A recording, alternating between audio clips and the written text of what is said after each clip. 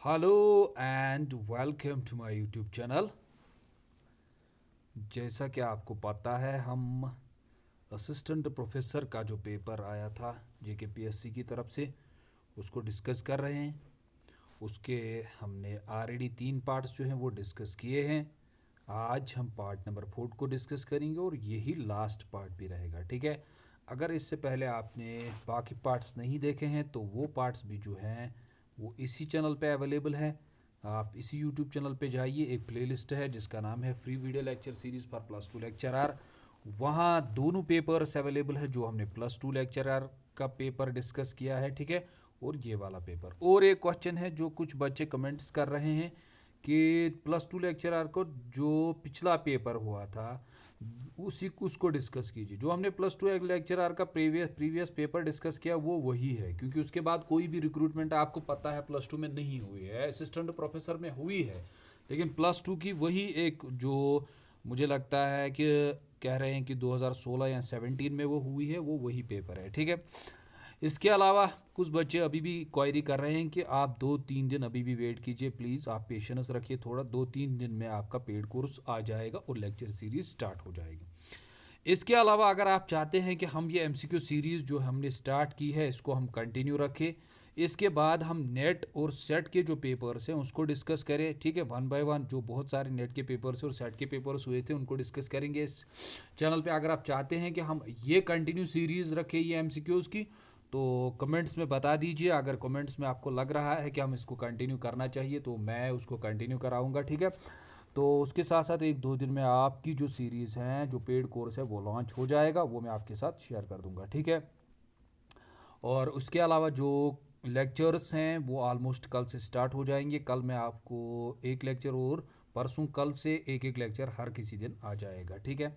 तो जो important lectures है वो मैं शेयर करूंगा आपके साथ, जो इन्फॉर्मेशन होगी, ठीक है। बाकी जो कुछ भी होगा वो पेड लेक्चर सीरीज़ में हो जाएगा। चलिए आते हैं क्वेश्चन नंबर 1 की, which one of the following is a physical. जो फिजिकल है क्या, यानी कि abnorment of totem like a stone wood or that acquire a higher religious value। कब? जब सरमनीज होती है एक पर्टिकुलर रीजन की, ठीक है। यानी कि आप फिजिकली किसी चीज़ को देख रहे हैं, वो टोटम इनके पास होता है, या स्टोन होती है, कोई बड़ी सी पत्थर होती है, या कोई वुड होता है, ठीक है।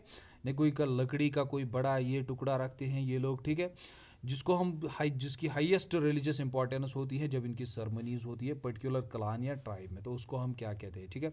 तो ये क्वेश्चन अगर आपको नहीं आ रहा है तो कोई बात नहीं है, ये क्वेश्चन बहुत डीप आया था, ठीक है। तो इसको हम बोलते हैं चूरिंग, ठीक है, चुरिंगा उसको बोलते हैं। ये एक ऑब्जेक्ट होता है जो वुड या स्टोन होता है, और इसको सॉरी सॉरी इसको कहाँ कहाँ पे ये कहा जाता है चुरिंगा, इसको ऑस्ट्रेलिया में कहा जाता है। सॉरी सॉरी जो एबॉर्जिनल्स हैं, कहाँ के, जो एबॉर्जिनल ट्राइब्स हैं सेंट्रल ऑस्ट्रेलिया के, वो वहाँ इसको ये कहा जाता है। वहाँ एक क्लान और ट्राइब है, वही लोग इसको क्या बोलते हैं, चूरिंगा, ठीक है। आज के बाद याद रखिएगा, अगर नेक्स्ट एग्जाम में कहीं दिखेगा तो इसको कीजिएगा। चलिए, who proposed the cultural theory of kinship focusing on the fundamental system of, जहाँ symbols as well as meanings होती है, ठीक है। तो ये क्वेश्चन भी आप पहली बार देख रहे होंगे, तो इसमें घबराने की कोई बात नहीं है, ठीक है, क्योंकि ये डेविड मोरिस चिंदर जो है उसी ने ये कंसेप्ट दिया है, ठीक है। डेविड मोरिस चिंदर का ये कंसेप्ट है। इसने कहा है किनशिप इज़ नॉट लिमिटेड, ये आज के बाद याद रखेंगे। इसने कहा है kinship is not limited, kinship खाली लिमिटेड नहीं है टू किसको, मैरिज और ब्लड को, इन दोनों तक किनशिप खाली महदूद नहीं है। किनशिप में हम रिश्तेदार हम बनाते हैं बहुत सारे तरीक़ों से, जैसे अडॉप्ट हम किसी चीज़ को करते हैं, किसी इंडिविजुअल को अडॉप्ट किया जाता है सोसाइटी में, तो उससे भी किनशिप्स डेवलप होते हैं, ठीक है। तो ये बात इसने कही है, और इसकी एक बुक है वो भी आप याद रखेंगे, अ कल्चरल अकाउंट, वो भी आप याद रखेंगे आज के बाद, डेविड चिंदर की। चलिए चलते हैं क्वेश्चन नंबर 93 की ओर। तो क्वेश्चन नंबर 93 क्या कहता है, कहता है who proposed the concept of cybernetics hierarchy of the control. तो ये तो आपको पता ही है, ये टैलकट पार्सन का कंसेप्ट है, ठीक है। ये टैलकट पार्सन ने ये कंसेप्ट दिया था, साइबरनेटिक्स हायरार्की ऑफ कंट्रोल, ठीक है, कि जो ये कंसेप्ट है इसमें बहुत सारे आपको मिलेंगे, ठीक है, इसके अलावा भी बहुत सारे आपको मिलेंगे, लेकिन मर्टन का कंसेप्ट ये आया था। मर्टन ये पिछली बार भी आया था, साइबरनेटिक्स पे भी काम किया है, मिशेल फोगो ने भी काम किया, लेकिन ये वाला जो साइबरनेटिक्स हायरार्की है ये मर्टन का कंसेप्ट है। क्वेश्चन नंबर 94 को देखते हैं। क्वेश्चन नंबर 94 क्या कहता है, ये मैच द फॉलोइंग्स है, ठीक है। यहाँ सोशल एक्शंस, जो 4 सोशल एक्शंस है उनको दिया गया है और उनकी मीनिंग्स दी गई है, साथ में उनकी मीनिंग्स क्या होती है, ठीक है। तो अगर हम देखेंगे इंस्ट्रूमेंटल एक्शन क्या होता है, जहाँ इंस्ट्रूमेंटल मतलब होता है जहाँ आप चीज़ों को कैलकुलेट करते हैं, तब मतलब आप उन चीज़ों पे फिर वो एक्शन करते हैं। जैसे आपको पता है आप प्रिपरेशन कर रहे हैं नेट की, अगर मैं नेट की प्रिपरेशन करूँगा तो मुझे नेट हो जाएगा, तो मैं इन चीज़ों में, ये कैलकुलेटेड एक्शन है जिसमें आपको पता है इस टाइम में मुझे प्रिपरेशन करनी है, जैसे +2 की प्रिपरेशन है, ठीक है। तो ये कैलकुलेटेड एंड होता है, तो 4 का बनेगा ए, ठीक है। चलिए, सॉरी, हाँ चलिए, तो 4 का बनेगा पार्ट ए। और बी जो हमारा वैल्यू एक्शन होता है उसको हम क्या कहते हैं, वैल्यू। वैल्यू मतलब जहाँ हम इथिक्स और एस्थेटिक्स पे काम करते हैं, ठीक है। और सी जो इफेक्टिव है, इफेक्टिव का मतलब क्या होता है, जहाँ हम इमोशंस करते हैं, जैसे अपने पेरेंट्स का के फ्यूनल कराना, उनके आखिरी रसूमात कराना, ये चीज़ें होती है, ठीक है, इफेक्टिव जो इमोशनल होते हैं। तो आगे हमारे फर्स्ट का आ गया 4, इसका आ गया 3, सी का आ गया इफेक्टिव का फर्स्ट, तो पार्ट 1 इसका आंसर बनेगा क्वेश्चन नंबर 94 का। चलिए 95 को देखते हैं। फॉर दुर्खियम, दुर्खियम के लिए which one of the following is the primitive form of religion, तो इनमें से कौन सी प्रिमिटिव फॉर्म ऑफ रिलीजन है, किस में से, एनिमिज्म, नेचरिज्म, टोटमिज्म एंड आइडल वर्शिप, ठीक है।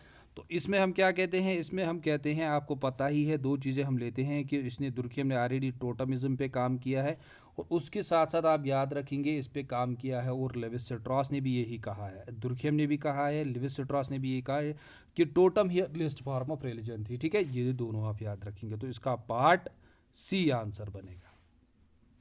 मेलिनोव्स्की को भी याद रखना यहाँ फिर से मैच द फॉलोइंग्स है, ठीक है, आपको पता ही है, यहाँ मैच द फॉलोइंग, अगर आपको पता है फ्रैंकफर्ट स्कूल से कौन आया था, एडोर्न, ठीक है। थियो एडोर्नस जो मैंने आपको बताया था ये कल्चरल मार्क्सिस्ट था, तो फ्रैंकफर्ट स्कूल के आते ही हैं हमारे मार्क्सिस्ट के लोग, ठीक है। तो ये सीधा बनेगा बी का बनेगा 4, जैसे ही आप बी को देखेंगे आपको 4 मिल गया, तो इसका आंसर बनेगा, क्योंकि और किसी ऑप्शन में 4 नहीं है, तो इसको आप जल्दी से करिएगा इस क्वेश्चन को इस तरीके से, ठीक है। तो फिर 1 का क्या बनेगा, 1 का 3 बनेगा, इसका मतलब क्या है, फंक्शनलिस्ट वाले टैलकट पार्सन आ गया, ठीक है। सी का फर्स्ट बनेगा, फिनोमिनोलॉजी अल्फ्रेड शूज की है, और इथनोमेथोडोलॉजी गार्फिंकल की है, ठीक है। तो इसका पार्ट बी आंसर बनेगा। चलिए क्वेश्चन नंबर 97 को देखते हैं। For Durkheim what is the first principle of social classification examining the elementary forms of society. So जब दुर्खियम ने क्लासिफिकेशन दी थी, आपको पता है सोशल मॉर्फोलॉजी, ठीक है, social physiology and general sociology, इसमें उसने क्या कहा, इसमें उसने जो भी रिलेटेड टू पॉपुलेशन चीज़ें हैं, और सोशल फिजियोलॉजी को उसने कहा social institutions, family, marriage, kinship, और सोशल जनरल सोशोलॉजी यानी सोशल फैक्ट। तो इसका कौन बनेगा, इसमें बाकी ऑप्शंस ऑलरेडी अवेलेबल है ही नहीं, तो डायरेक्ट ये बनेगा सोशल मॉर्फोलॉजी, ठीक है। तो इसका पार्ट डी आंसर बनेगा। चलिए देखते हैं क्वेश्चन नंबर 98 को। क्वेश्चन नंबर 98 क्या कहता है, ये कहता है who among the following played a key role in studying Indian villages, Indian villages को स्टडी करने में किसने सबसे ज़्यादा रोल किया है, ठीक है। तो 98 का पार्ट हमारा बनेगा, आपको पता ही है श्रीनिवासन ने सबसे ज़्यादा काम किया है, जैसे आपको पता है इसने बहुत सारे रिमेंबर्ड विलेजेस में काम किया है, ठीक है। एस सी दुबे ने भी काम किया इंडियन विलेज स्ट्रक्चर फंक्शन। अगर आप ये लेक्चर देखना चाहते हैं तो ये ऑलरेडी अवेलेबल है, इस साल के जो 5th सेमेस्टर के बच्चे थे कॉलेजेस में उनका ये सिलेबस था एस सी दुबे का, वो मैंने सारा पढ़ा है इस यूट्यूब चैनल पर।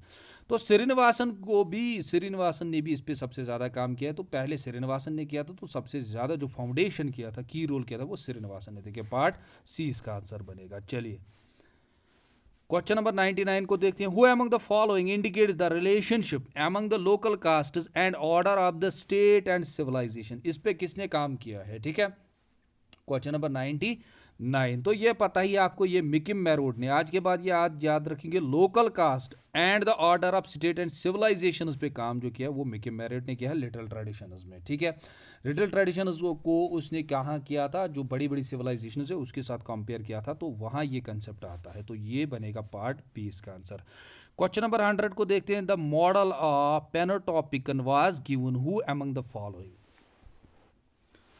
ये मॉडल किसने दिया था?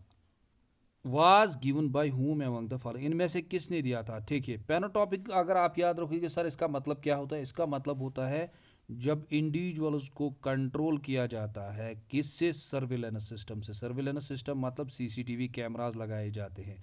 तो आजकल जो सोसाइटी में हम कहते थे, पहले सोसाइटी में दो कंट्रोल्स थे, एक फार्मल था जो गवर्नमेंट लॉज थे और नॉन फार्मल था जो नॉर्मल वैल्यूज। आजकल गवर्नमेंट क्या करती है? आजकल गवर्नमेंट जो है वो लोगों पे पुलिस वुलिस खड़ा नहीं करते, वो खाली सर्विलेंस सिस्टम खड़ा करते हैं, सीसीटीवीज खड़ा करते हैं, तो वहाँ कंट्रोल करता है। इन लोगों के दिमाग में ऑलरेडी ये चीज़ आ जाती है, यहाँ सर्विलेंस सिस्टम है तो ऑलरेडी खुद को कंट्रोल में रखते हैं, तो ये कंट्रोल बन गया गवर्नमेंट के पास। ये कंसेप्ट मिशेल फोको ने भी यूज़ किया है, ठीक है, क्योंकि उसने भी ये यूज़ किया। लेकिन जब आपसे ये पूछा जाएगा ये मॉडल किसने दिया था, तो पहले आपको याद रखना होगा ये जर्मन, ये बेंथन ने दिया था, ठीक है, तो ये आप याद रखेंगे, ठीक है। तो इसका आंसर बनेगा पार्ट बी, पहले इसी ने ये दिया था। So A.R. Desai, an Indian sociologist, was an advocate of which of the following thinkers in studying Indian social structure and process? A.R. Desai जो हमारे इंडियन सोशोलॉजिस्ट है, उसने एडवोकेट किस विच ऑफ द फॉलोइंग थिंकर को उसने follow किया था जब उसने इंडियन सोशल स्ट्रक्चर और प्रोसेस को स्टडी किया? तो आपको पता है A.R. Desai मार्क्सिस्ट सोशोलॉजिस्ट है, तो उन्होंने मार्क्सिस्ट मॉडल को फॉलो किया था। तो ये वीडियो लेक्चर भी यहाँ अवेलेबल है, A.R. Desai को मैंने पढ़ाया है 5th सेमेस्टर में, वो भी आप देख सकते हैं, ठीक है। तो इसका पार्ट बी आंसर बनेगा। चलिए क्वेश्चन नंबर 102 को देखते हैं। क्वेश्चन नंबर 102 हमें क्या कहता है? क्वेश्चन नंबर 102 हमें कहता है for orientalists a textual view of Indian, जो Indian proceeded the picture of society as. देखिए ये जो हमारे इडवाज साइड है, जो साइड है उसका कंसेप्ट जो है, जो उसने कहा था, जो वो पोस्ट कॉलोनियलिस्ट थे, उसने जब डिफाइन किया, वो पैलेस्टाइन के थे, उसने कहा वेस्ट को उसने कहा था, ठीक है, वेस्ट जो है वो ऑक्सीडेंट से, और खुद को उसने क्या कहा, जो बाकी सोसाइटीज़, अरब सोसाइटीज़ यहाँ जिनको कॉलोनी बनाया था ब्रिटिशर्स ने, उनको वो कहता है ओरिएंटस, ठीक है। वो क्या कहता है, ये लोग जो हैं, ये ब्रिटिशर जो, ये हमेशा जब ओरिएंटस यानी ओरिएंटलिस्ट्स की पिक्चर को प्रोड्यूस करते हैं, ये लोग उसे क्या करते हैं, ये लोग हमेशा उसको क्या दिखाते हैं, बैड वे में, यानी कि यहाँ ओवर ग्लोरीफाई ज़्यादा चीज़ें करेंगे कि यहाँ ये चीज़ें हैं, यहाँ क्या करेंगे, यहाँ इस तरह से प्रेजेंट करेंगे, वो आपको सीधा सीधा क्या लगेगा, इन्फीरियरिटी कॉम्प्लेक्स उससे डेवलप हो जाएगा, ठीक है। तो ये चीज़ जब वो एक्सप्लेन करते हैं तो उस कंसेप्ट में वो क्या करते हैं, देखिए ये आपके सिलेबस में ज़रूरी होगा पोस्ट कॉलोनियलिज्म इस बार, तो वो साइड को वहाँ पढ़ना पड़ेगा, ठीक है। फॉर ओरिएंटलिस्ट्स, जब orientalists the textual view of Indian, जब हमारे पास इंडियन सोसाइटी की पिक्चर आती है तो वो क्या कहते हैं, द पिक्चर सोसाइटी है स्टैटिक। ये लोग कहते थे ना कि इंडियन सोसाइटी जो है वो ब्रिटिशर्स ने चेंज की, यहाँ मॉडर्निटी उन्होंने लाई, स्टैटिक मतलब ये चेंज ही नहीं होती, ये टाइमलेस है और स्पेसलेस है, ठीक है। तो ये तीनों कंसेप्ट से याद रखना, इसका पार्ट सी आंसर बनेगा। एडवांस साइड को बड़ा मजा आता है पढ़ने में, ठीक है। So which of the following essential characteristics of Ghurye's methodology, इनमें से कौन सी गुरेज की मेथोडोलॉजी, एसेंशियल कैरेक्टरिस्टिक्स क्या थे गुरे के मेथोडोलॉजी में, ठीक है। पहले तो वो इंडोलॉजिस्ट थे, आपको पता ही है, उसके साथ साथ उन्होंने कंपेरेटिव भी किया था और हिस्टोरिकली भी वो चीज़ों को देखते थे, ठीक है। उसने कहा था इंडोलॉजी में कि जब तक आप सोसाइटी, अगर आप इंडियन सोसाइटी को अगर आपको समझना है तो इसके लिए कंपलसरी क्या है, इसके लिए कंपलसरी आपको इंडिया की हिस्ट्री को देखना पड़ेगा, एंशंट बुक्स को देखना। जब एंशंट बुक्स को पढ़ देखोगे आप, उससे समझोगे इंडियन सोसाइटी को हो गया इंडोलॉजिकल, हिस्टोरिकली कैसे चेंज हुआ कास्ट, ठीक है, मिडिवल में कैसे था, मॉडर्न में कैसे था, एंशंट में कैसे था, और उसका कंपैरिजन भी करना पड़ेगा आपको। तो ये जो व्यू है ये हमारी जेएस गुरे की थी, ठीक है। तो पार्ट सी इसका आंसर बनेगा, ठीक है। जैसे आपने सुना होगा कि उसने कास्ट को कहा था is a product of India that changed over time, caste जो था वो बहुत चेंज हुआ था, from ancient to medieval to modern आ गए, हिस्टोरिकल भी, ठीक है। तो इसका पार्ट सी आंसर बनेगा। चलिए क्वेश्चन नंबर 104 को देखेंगे। Who among the following argued that urban planner should also focus on the problems of human and traffic congestions, तो इन चीज़ों को भी उन्हें स्टडी करना चाहिए, ये किसने कहा था, ठीक है। तो आपको पता है ये जीएस गुरे ने कहा था, ठीक है। इसका पार्ट ए आंसर बनेगा। चलिए सॉरी, तो क्वेश्चन नंबर 5 को देखते हैं। क्वेश्चन नंबर 5 कहता है द स्टेटस अटेनमेंट मॉडल, एक मॉडल आया था हमारे पास जिसका नाम ही था status attainment model, for measuring, इसमें हम क्या मेजर करते थे, इसमें हम मेजर करते हैं सोशो इकोनॉमिक स्टेटस, ठीक है। तो सोशो इकोनॉमिक स्टेटस करने के लिए एक मॉडल हमें दिया गया था कि आप इस मॉडल से ये मेजर कर सकते हैं, जिसका नाम था स्टेटस अटेनमेंट मॉडल, ठीक है। चलिए, स्टेटस अटेनमेंट मॉडल ये किसने दिया था, ठीक है। तो ये बालू और डनकन ने दिया था, ठीक है। ये दो सोशोलॉजिस्ट हैं, इन्होंने ये मॉडल दिया था। तो अगर आप इसको देखेंगे तो इन दोनों को आप याद रखेंगे, इसका नाम है पीटर बेलू एंड ओटिस डकन, ठीक है। तो इन्होंने ये मॉडल दिया था, इसका पार्ट डी आंसर बनेगा। अगर ये क्वेश्चन आपको पता नहीं है तो कोई बात नहीं है, ये बहुत सारे क्वेश्चंस आए थे जो प्रेजेंट स्टडीज से आए थे, इसमें घबराने की कोई बात नहीं। Who among the following coined the term दलिताइजेशन, तो दलिताइजेशन जो टर्म है ये किसने दी है, ठीक है। इस पे जो है अभी ये एक्सेप्शन में है, इसमें मैं क्लियर नहीं हूँ, लेकिन मुझे लगता है जो इसका आंसर है वो बनेगा पार्ट सी, ठीक है। कंचन इलाही जो है, इसमें मुझे ये आंसर लगते हैं, तो आप भी खुद इसको चेक कीजिएगा। पार्ट सी के साथ में जाता हूँ, लेकिन ये एक्सेप्शन में है, आप खुद इसको चेक कीजिएगा। क्वेश्चन नंबर 107 को अगर हम देखेंगे, who defined community is a social group, देखिए सीधा डेफिनेशन से आया है, डेफिनेशन से सीधा आया है। A some degree of the feelings are living in an given area, तो ये आपको पता है ये बोगार्ड्स का कंसेप्ट है, ठीक है। तो डेफिनेशन उसको देखना पड़ेगा आपको, डेफिनेशन के कीवर्ड्स को आपको याद रखना पड़ेगा, वो भी बहुत ज़रूरी है।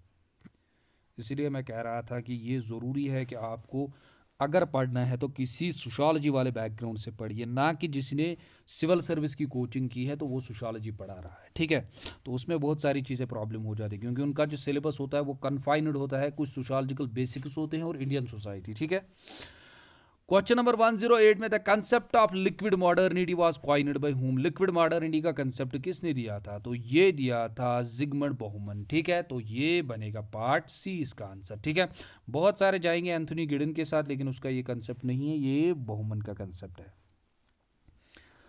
चलिए, उसके साथ हम देखते हैं क्वेश्चन नंबर 109 को, who argued the idea of network in modern society has became a की आइसोमॉर्फिज्म, तो ये किसने कहा था, ये हर्ट एंड निगरी ने कहा था, ठीक है। ये भी आप याद रखिएगा, ये भी नया क्वेश्चन आया था इसमें, जो आपको याद रखना चाहिए, जो रिपीट हो सकता है। चलिए, क्वेश्चन नंबर 10 को देखते हैं। क्वेश्चन नंबर 1010 क्या कहता है हमें, ये कहता है who argued that primitive societies are the original affluent societies, यही ओरिजिनल एफ्लुएंट सोसाइटीज थी, ये किसने कहा था, ठीक है। तो क्वेश्चन नंबर 1010 का आंसर जो है वो मार्शल सैलिनस है, ठीक है। तो पार्ट सी इसका आंसर है। चलिए, क्वेश्चन नंबर 1011 को देखते हैं, फॉर हुम sociology itself is a comparative method, sociology खुद ही एक कंपैरेटिव मेथड है। तो यहाँ जो कंफ्यूजन हो जाएगा कि वेबर ने भी स्टडी की है कंपैरेटिवली, तो sociology itself is a comparative method, वो दुर्खियम का आंसर है। इसीलिए मैंने आपको कहा था कि प्रॉब्लम कहाँ होती है स्टूडेंट्स को, प्रॉब्लम होती है जब वो थॉट पढ़ते हैं सीधे कंसेप्ट, तो हो गया, वो कहते हैं हमारा सिलेबस हो गया, लेकिन जब एग्जाम में आते हैं वहाँ पहले बुक्स के बारे में पूछा जाता है, कंसेप्ट के बारे में पूछा जाता है, या उनके कोट्स के बारे में पूछा जाता है, तो फिर क्वेश्चन ही नहीं निकल जाते। तो इसीलिए मैं कहता हूं, जब आप अप्रोच करेंगे, जब हम थॉट पढ़ेंगे, जब मैं आपको थॉट पढ़ाऊंगा, पहले मैं आपको उनके बुक्स, उनकी लाइफ हिस्ट्री, फिर बुक्स, फिर कंसेप्ट्स, फिर उन कंसेप्ट्स को एक्सप्लेन करेंगे वन बाय वन, फिर उनके लास्ट में कोट्स, तभी आपकी जो प्रिपरेशन है वो नेक्स्ट लेवल की बन जाती है, ठीक है। तो ये कंसेप्ट जो है ये दुर्खियम का है, आज के बाद याद रखना। हुक सोशियोलॉजी को किसने कहा, ये इटसेल्फ इज अ ये कंपैरेटिव मेथड खुद ही है। क्वेश्चन नंबर 112 को देखेंगे, one of the ethical concern raised by the genome theory in the sociology, genome theory आप सीधा याद रखेंगे जेनेटिक्स थ्योरी। तो जो जेनेटिक्स थ्योरी है, इसने क्या कंसर्न किया था, इसने क्या कंसर्न उठाया था, इसने कहा the possibility of erasing all the genetic diversity, इसने कहा था सब जो जेनेटिक डाइवर्सिटी है, जो जीनस की डाइवर्सिटी है, ठीक है, ये प्रोटो ऑस्ट्रेलाइड्स है, ये आर्यनस है, ये नॉन आर्यनस है, तो वो खत्म हो जाएगी, नहीं। फिर क्या कहा इसने, the risk of genetic determinism leads to discrimination, जो जेनेटिक डिटर्मिनिज्म, अगर आप जेनेटिकली डिटरमाइन करते हैं, जो लोगों को जेनेटिकली देख रहे हैं कि ये जीन कौन है, वो जीन कौन है, वो जीन कौन है, उससे क्या होगा, डिस्क्रिमिनेशन, यस ये हो जाता है। द लैक ऑफ, जैसे हिटलर ने किया था, ठीक है, नॉर्डिक रेस को अलग निकाला था, उनको अलग निकाला था, तो उसने वो किलिंग इसी बेस पे की थी, जेनेटिक बेसिस पे। The lack of genetic influence on the human behaviour, नहीं वो तो हो जाता है, ये गलत है, ठीक है। उसके साथ for the genes to override all social norms, तो इसका आंसर बनेगा पार्ट बी, ठीक है। तो पार्ट बी इसका आंसर बनेगा क्वेश्चन नंबर 112 का। क्वेश्चन नंबर 113 हम देखते हैं। क्वेश्चन नंबर 113 हमें क्या कह रहा है। क्वेश्चन नंबर 113 कहता है who claim that society is not what holds us together, it is what is held together. ठीक है, याद रखिएगा। तो आपने ये पहली बार देखा होगा। तो ये कंसेप्ट किसका था, ये लाइटोर का था। ठीक है, तो इसको आप याद रखेंगे। ये नए नए कंसेप्ट हैं, इसीलिए एमसीक्यूज में नए नए कंसेप्ट कुछ आएंगे जो आप याद रखेंगे, जो जिनमें से फिर क्वेश्चंस आ जाते हैं। ठीक है, क्वेश्चन नंबर 13, क्वेश्चन नंबर 114 को देखते हैं। Post factum explanations remained at the level of, जो पोस्ट फैक्टम एक्सप्लेनेशंस है वो कहां पे रह जाते हैं। पोस्ट फैक्टम का मतलब होता है आफ्टर द फैक्ट। ठीक है, आफ्टर द हैपनिंग हम इसको बोलते हैं पोस्ट फैक्टम की एक्सप्लेनेशन। ठीक है, लेकिन इसका जो आंसर है वो भी क्या रहेगा, वो भी एक्सेप्शन में रहेगा। तो आप उस खुद को भी इसको चेक कर सकते हैं। दोबारा मैं इस पर श्योर नहीं हूं, तो मैं जो आंसर दे रहा हूं उसको पार्ट बी है, तो आप भी इसको चेक कीजिएगा। ठीक है, क्वेश्चन नंबर 115 को देखते हैं। Who proposed the idea of tribal caste continuum. तो ट्राइबल कास्ट कॉन्टिन्यूम जो कंसेप्ट था ये किसने दिया था, तो ये बैली का कंसेप्ट है। एफजी बैली जो है उसी ने ये कंसेप्ट दिया था। ठीक है, क्यों, क्योंकि उसने स्टडी की थी ओरियाज जो ट्राइब था उसको। सुरजीत सिन्हा ने भी ये स्टडी की है, हाँ ये भी याद रखना। सुरजीत सिन्हा जो है उसने भी ये स्टडी की है। बुज्जी जो ट्राइब है उसमें उसने स्टडी की थी। ठीक ठीक है, लेकिन प्रपोज्ड ये आइडिया पहले किसने दिया था, ये बैली ने दिया था। बैली ने कहाँ स्टडी की थी, बैली ने की थी ओरिया में। ओरिया में उसने ओरिया का पॉलिटिकल सिस्टम देखा था ट्राइब्स का, वही इसने क्या किया था, tribal caste continuum. Question number 116 क्या कहता है, who among the following introduced the method for intensive study of a particular societies with a localised context. उन पर्टिकुलर सोसाइटीज को आपको इंटेंसिवली स्टडी करना है, लेकिन अपने ही कॉन्टेक्स्ट में जो उनकी है, उनका कॉन्टेक्स्ट है वहीं पे स्टडी करना है, उसको बाहर उस कॉन्टेक्स्ट से नहीं निकालना है। तो ये किसका कंसेप्ट था, ठीक है, ये डायरेक्ट था ए सी हेडून का कंसेप्ट ये था। ठीक है, तो इसका आंसर बनेगा पार्ट बी। क्वेश्चन नंबर 117 कहता है who saw the path toward scientific inquiry blocked. जो हमारा पाथ था, जो हमारे पास क्लासिकल सोशियोलॉजिस्ट दुर्खियम ने हमें बताया था कि हम साइंटिफिक इंक्वायरी करेंगे, सोशियोलॉजी को ऐसे साइंटिफिक लाइन्स बनाएंगे, लेकिन उस पाथ को ब्लॉक किया गया था। किसने किया था, by the approach of the natural attitude, उसको रोका गया था। किसने रोका था, तो वो जो रोका था वो हसल ने रोका था। ठीक है, पार्ट डी इसका आंसर बनेगा। ठीक है, क्यों, क्योंकि जब वो फिर फिनोमिनोलॉजिस्ट इथनोमेथोडोलॉजिस्ट आए, उन्होंने कहा नहीं, आप ह्यूमन कॉन्शियसनेस को क्या कर रहे हैं, नेग्लेक्ट कर रहे हैं। आप कह रहे हैं सोसाइटी सारा कर रही है इस पे, ये खुद कुछ नहीं करता है। नो, इन्होंने कहा था नो, इसके पास कॉन्शियसनेस है। ठीक है, इसके पास कॉन्शियसनेस है, ये इसके पास स्टॉक ऑफ नॉलेज होता है, ये खुद चीज़ें समझता है, खुद चीज़ें करता है, और खुद अपनी लाइफ को क्या करता है, खुद अपनी लाइफ में चीज़ों को खुद अपनी लाइफ को चलाता है। ठीक है, तो उसने ये पाथ ब्लॉक किया था, तो वो कौन थे, वो हसल थे। ठीक है, तो पार्ट डी इसका आंसर बनेगा। क्वेश्चन नंबर 118 कहता है who argued that society need to find role for older people. Society को रोल ढूंढना चाहिए जो हमारे ओल्डर, यानी कि जो हमारे ओल्ड पीपल है, consisting with the advanced age. ठीक है, तो उनको आप रोल दीजिए जो अभी हमारे कंसिस्टिंग एज हैं, जो पुराने हमारे लोग हैं, यानी कि जो ओल्ड सिटीजन्स हैं, जिनको रोल खत्म हो चुका है, उनको आप दोबारा से रोल दीजिए एडवांस्ड एज में। जो हमारी एडवांस्ड एज है, यहाँ थोड़ा रोल दीजिए उनको। जैसे कुछ सोसाइटीज़ जो है वेस्टर्न सोसाइटी, डेवलप्ड सोसाइटी, जब आपको पता होगा कि हमारी जो बर्थ होती है, पहले जो यूथ यंग पॉपुलेशन होती है, फिर वो यूथ बन जाती है, वो काम करते हैं, तो ये जो ओल्डर पॉपुलेशन होती है, ये दोनों सेक्शंस इन पे डिपेंडेंट है। तो वो क्या कहते हैं, इस सेक्शन को आप कीजिए, अगर ये सेक्शन एजुकेशन हासिल करेगा, इस सेक्शन को आप कुछ रोल दे दीजिए, जैसे बहुत सारे डेवलप्ड कंट्रीज डेवलप कर रहे हैं। तो आपको पता ही है रोल पे सबसे ज़्यादा काम टैलकट पार्सन का है, तो ये टैलकट पार्सन का बनेगा। पार्ट डी किसके साथ जाएगा, टैलकट पार्सन का, क्योंकि ये हमेशा चाहते हैं सोसाइटी फंक्शनल रहे। ठीक है,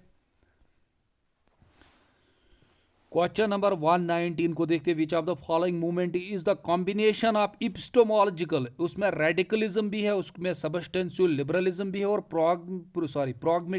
प्रोग्रामेटिक ओपननेस भी है। तो ये चीज़ें किस में आती हैं हमारे, ये पोस्ट मॉडर्न में आते हैं। ये मूवमेंट्स यहाँ डेवलप हो जाते हैं पोस्ट मॉडर्न एरा में। ठीक है, क्वेश्चन नंबर 120, हाँ, और एक बात, ये क्वेश्चन जो है ये भी एक्सेप्शन में है, मैं इस पे कंफर्म नहीं हूँ, मैं पोस्ट मॉडर्निज्म के साथ जा रहा हूँ, लेकिन एक्सेप्शन में है, आप इसको खुद भी चेक कर सकते हैं, मैं इस पे कंफर्म नहीं हूँ।